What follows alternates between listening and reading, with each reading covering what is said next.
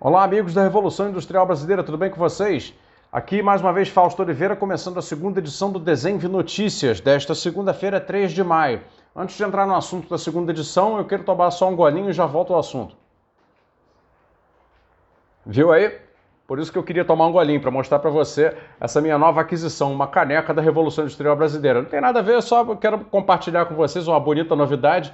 Feliz de estar trazendo essa marca que eu estou criando para o debate público brasileiro poder voltar para um nível de racionalidade, né? Trazê-la para o mundo real. Mas então, depois desse interregno aí, vamos ao assunto do Desenve Notícias segunda edição de hoje, que é o seguinte: o nexo infelizmente negativo entre a questão da austeridade fiscal, sempre muito rigorosa no Brasil dos nossos tempos, e o problema do déficit habitacional. Vocês devem se lembrar que lá nos governos ainda do PT foi criado aquele programa Minha Casa Minha Vida. Esse programa era para, né, construir, de alguma maneira, reduzir o déficit habitacional construindo residências, condomínios de casas, de apartamentos, etc., pelo Brasil todo para os mais vulneráveis socialmente. Ele foi mantido por todos os governos desde então, porque ele lida com uma necessidade mais do que real, com uma necessidade urgente da sociedade brasileira, que é por mais unidades habitacionais, redução do déficit habitacional. É um problema histórico do Brasil, é uma dívida histórica com a sociedade brasileira.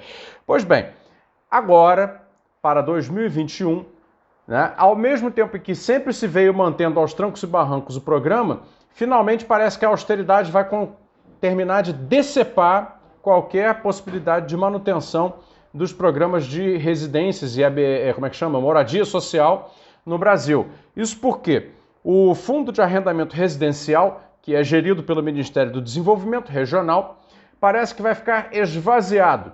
O orçamento desse ano não repõe o dinheiro necessário nesse fundo de arrendamento residencial, chamado FAR, para financiar, né, as obras que já estão em andamento e novas obras, que praticamente não há novas contratações. A realidade tem sido essa, são muito pouquinhas, mas existe um conjunto de obras de moradia social que já vem, né, de uns anos para cá, sendo feito.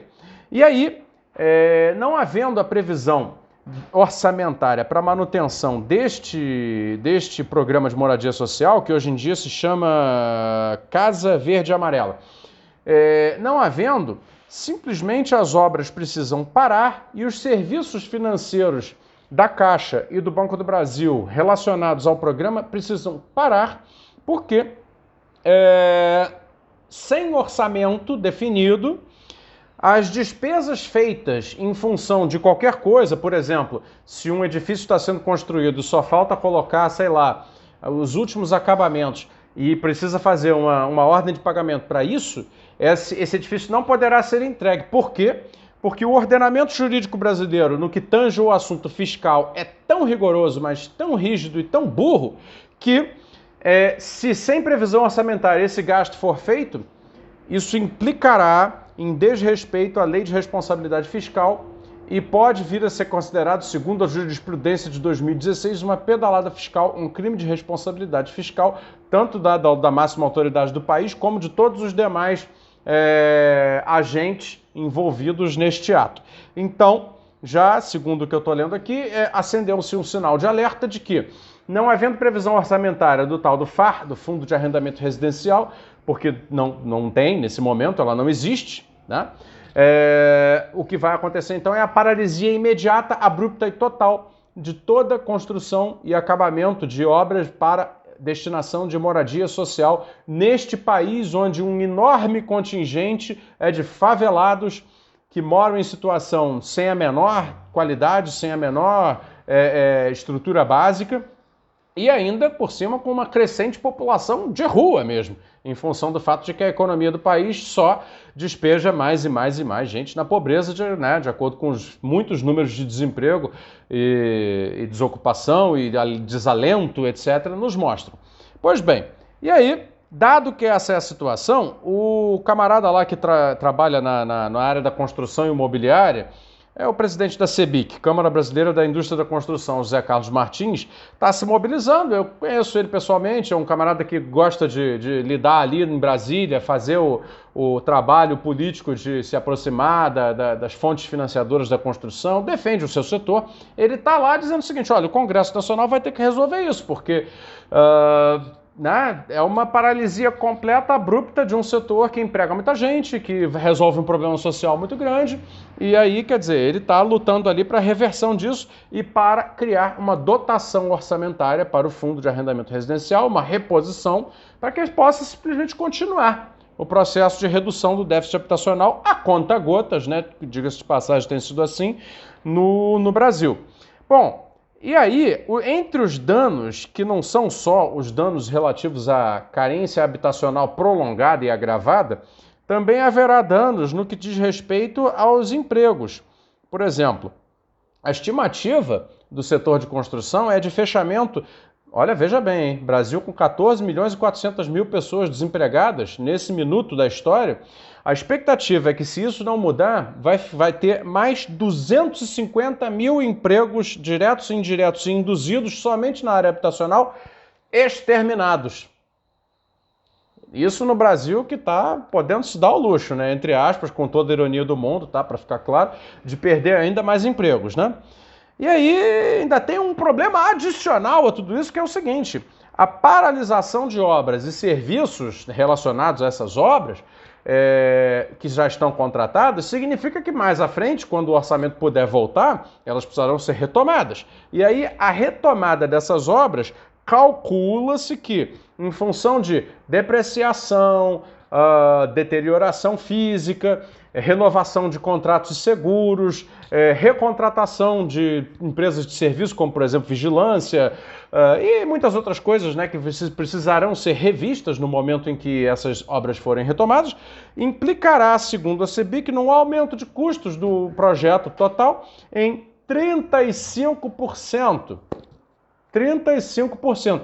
Agora você veja como é estúpida a austeridade, como são estúpidos os controles excessivos fiscalistas, né, do Estado brasileiro sobre a economia. Até mesmo no investimento absolutamente módico, no investimento absolutamente nobre, no investimento cheio de multiplicadores e destinado a resolver um problema social dos mais emergentes, as estúpidas regras fiscais brasileiras se metem e começam a acabar com tudo. E aí, para concluir a análise, vocês imaginam que, mas devem estar imaginando, que a discussão gira em torno de algum valor muito, muito grande, né? Uma coisa assim impagável, né? Pois bem, lamento informar que o valor que se está discutindo, que é o valor que deveria ser recomposto ao Fundo de Arrendamento Residencial para manter tudo isso funcionando, e ainda que a conta-gotas diminui o déficit e evitar 250 mil empregos a menos e evitar o encarecimento de toda uma fase de um projeto que no fundo é nobre, o valor é de simplesmente R$1,5 bilhão. R$1,5 bilhão, tá aqui. R$1,5 bilhão, meus amigos, que é um valor ridículo para o orçamento federal. Ridículo. Isso é um valor que você, sabe, só o aumento da Selic esse ano joga na conta do governo, o aumento de agora, que já teve em janeiro, mais o aumento que virá, joga na conta do governo para esse ano, para fazer rolagem da dívida pública, sei lá, outro dia eu vi uma estimativa, era mais de R$200 bilhões.